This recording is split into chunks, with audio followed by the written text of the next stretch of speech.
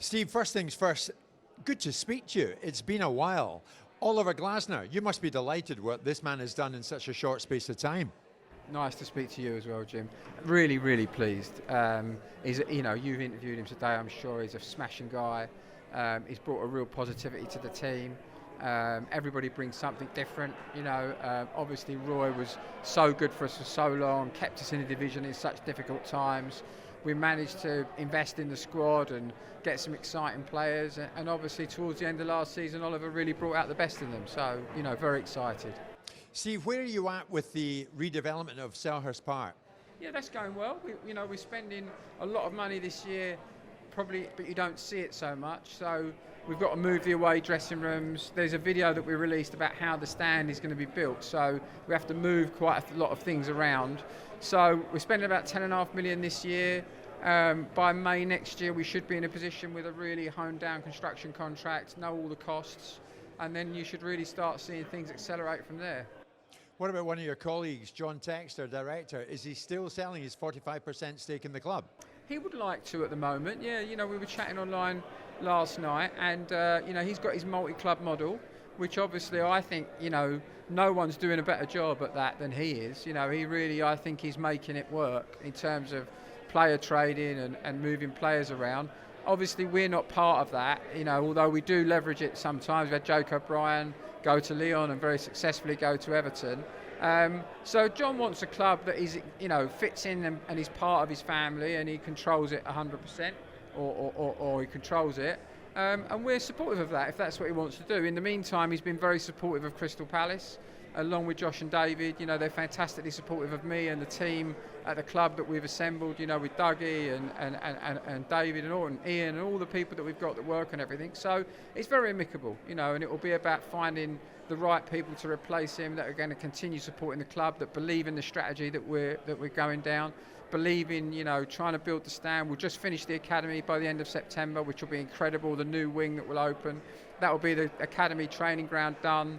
We'll then do the stand, improve the infrastructure, raise the turnover of the club, carry on trying to do, unbelievably good recruitment, improve the team, try and finish as high in the division as possible, and we'll find people, I'm sure, that will be supportive of that, as John's been. You go into this new season, Steve, without Michael Olise.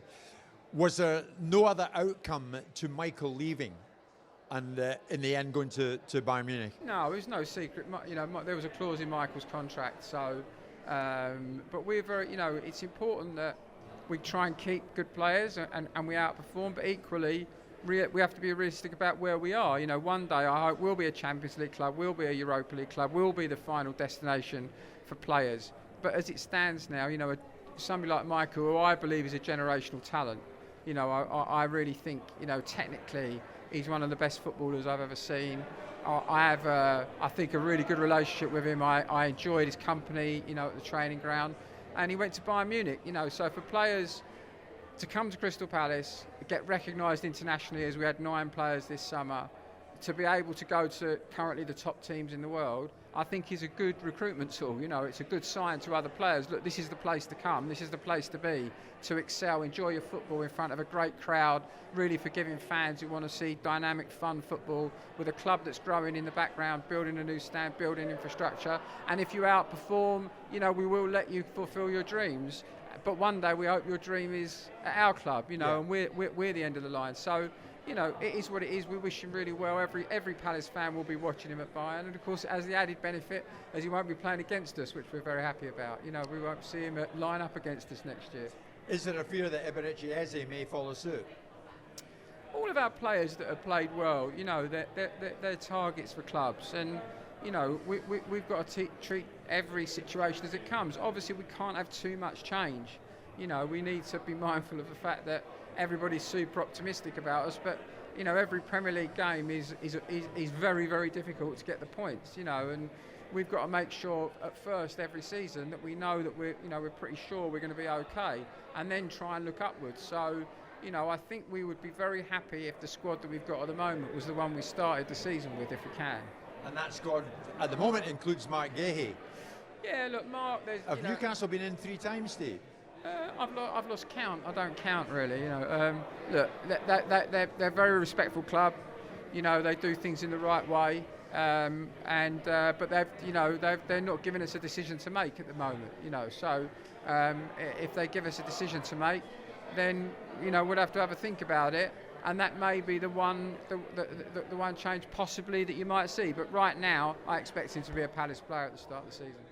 I mean, the former owner, the man you know well, Simon Jordan, who I'm on with every morning, I think only today he said Steve and Palace should make Newcastle sweat it out to every last dime, so you maximise the amount of money you get for Guehi in any deal. Yeah, look, I think he's 23 years old, he's homegrown, he was in the team of the Euros. People may say everybody says about every player, but I'm telling you now, this is a smashing lad. This is a guy who trains properly every day, lives his life properly every day. Just an amazing personality and character to have around your training ground. Not just a good defender, carries it out of defence, breaks lines with his passing. I'd have to say Simon's absolutely right, and Simon, maybe we'll put him into bat to do the negotiations. And, I wouldn't say that too loudly, Steve. He'd probably accept that challenge. Simon's heart is very much at Crystal Palace. You know that this show that I do with him has become extremely successful, and we're very grateful. We're delighted about that. He also says that you'd probably never take him up in an opportunity to come in and join us live. Would you do it? I think we could, maybe. There's a lot of water under the bridge, isn't there? I'm thrilled, by the way, about the show. I'm thrilled. The show's great, and Simon's fantastic on it. Every cab driver that I get into, they either call me Simon or they ask me if I listen to the show. I've lost track of all the people that ask for a picture with Simon wherever I go up and down the country. Look, we'd have a think about it. I'm pleased he's doing so well. It's great to see it. We go back a long way. It's a fantastic show. People love it. Full of opinions, full of really good opinions as well. I find myself agreeing with him a lot. And it gets a lot of coverage for our team, which we appreciate. Yeah, you're always welcome. Right, I look forward to it.